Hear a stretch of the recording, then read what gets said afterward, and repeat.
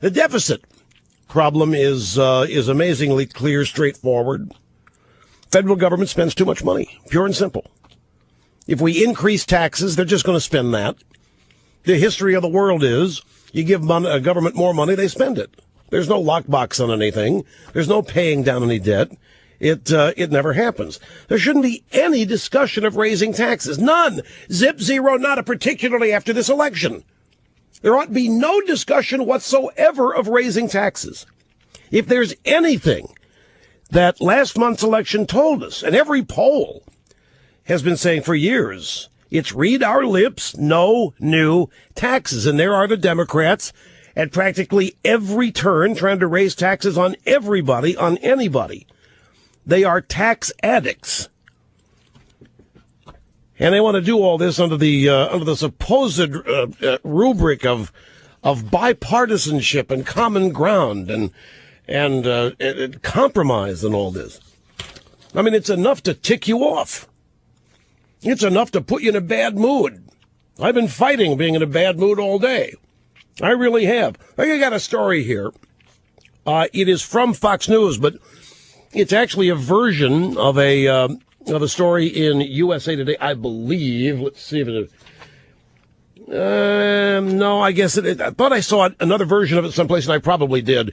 But anyway, here's the story. Senate Republicans vow to block Democrat legislation until tax cuts and the budget pass. Now, on the face of it, this is excellent. This is pretty bold. Every Senate Republican has signed on to a letter vowing to block all Democrat-backed legislation until the Senate extends the Bush tax cuts for everybody and approves a spending bill to keep the government running. Throwing down the gauntlet, all 42 members of the Republican Senate caucus are sending a letter to Dingy Harry warning him that they're going to bring matters to a standstill in the Senate unless he swiftly brings these tax and spending issues to the floor. That means putting on the back burner a push to repeal, don't ask, don't tell, a bill giving illegal immigrant students and military members a pathway to legal status. That's the DREAM Act, and an extension of long-term unemployment benefits. Well, speaking of that, yesterday we had this disturbing story about Eric Cantor. That was from thehill.com. Unbeknownst to me, prior to the program ending at 1:57 yesterday afternoon, the Hill ran a quasi-correction story on this. But the correction doesn't really say anything much different than what the original story did. It's a semantic change about what Cantor said and what he wanted. In other words, they said that the first story said Cantor is they're not into a total overhaul because there are a couple provisions they like. The correction said that Cantor's, we do want a total overhaul, but in our replacement version, they're going to be these same two things that we like, and that is the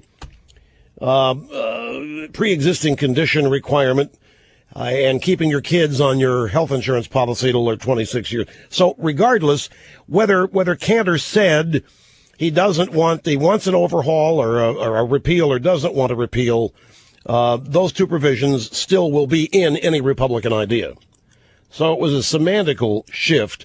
More on this when I actually get to it. But back to this Fox News story. While there are other items that might ultimately be worthy of the Senate's attention, this is the letter that the Republicans sent to Dingy Harry, we cannot agree to prioritize any matters above the critical issues of funding the government because there's not a budget, folks. We don't have a budget, and it's required by October 1st, and there isn't one. We're just using a series of patches to keep things running.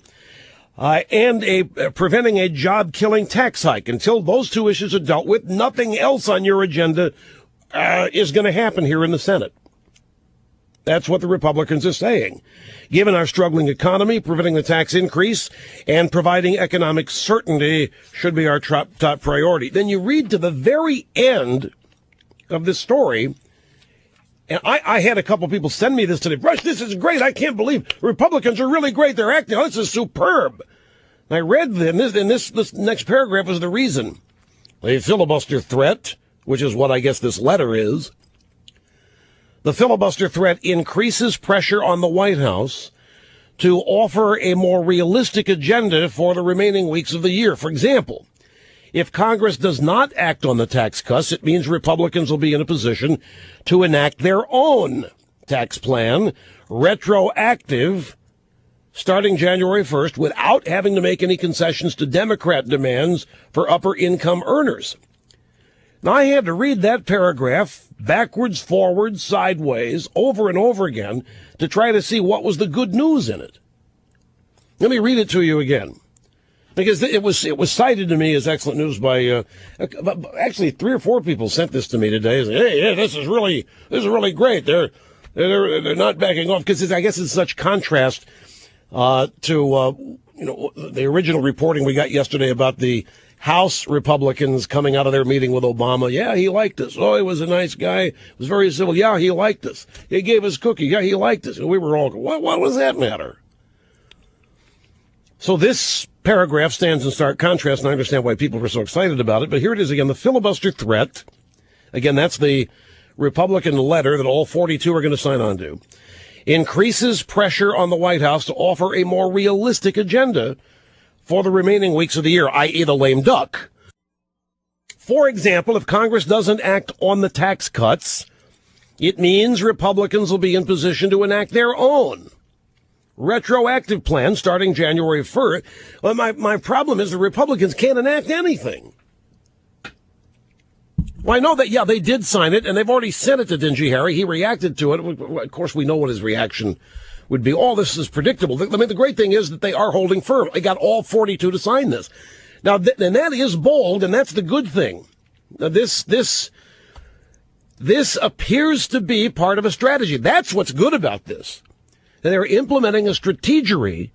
Now, they got to do this every day. They've got to make the case day in and day out. This is part of, and I hope it continues. I mean, this is actually an upper. This is laying the foundation to take over the Senate and the presidency and persuade skeptics to our principle. It's a long process, and it requires boldness each and every day. So here's one day, and this is good. And this is all about the next election, 2012, taking over the Senate. Okay, here's where we are. Here's who we are. This is what we heard in the election results. We know what the American people want, and we are here to stand up for it. So in that sense, this is good, but we can't enact anything on our own. So if any of the rest of you have seen this story, if you've heard it on Fox News, I just wanted to not throw cold water on it, but this finite little element here of enacting their own tax plan, if this one fails, they can't enact anything. They have to pass legislation, and they're the minority in the Senate. And then Obama would have to sign it.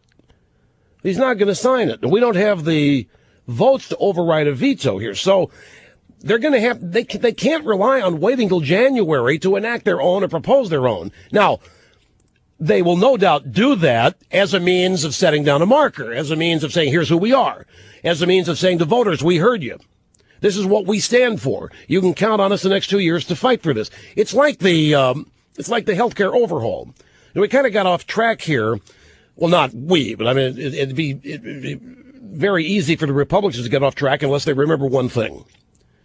If our strategy is to repeal it, and apparently that has not changed despite the confusing reporting yesterday in the Hill, then we have to send a bill up to him as often as possible to make him veto it.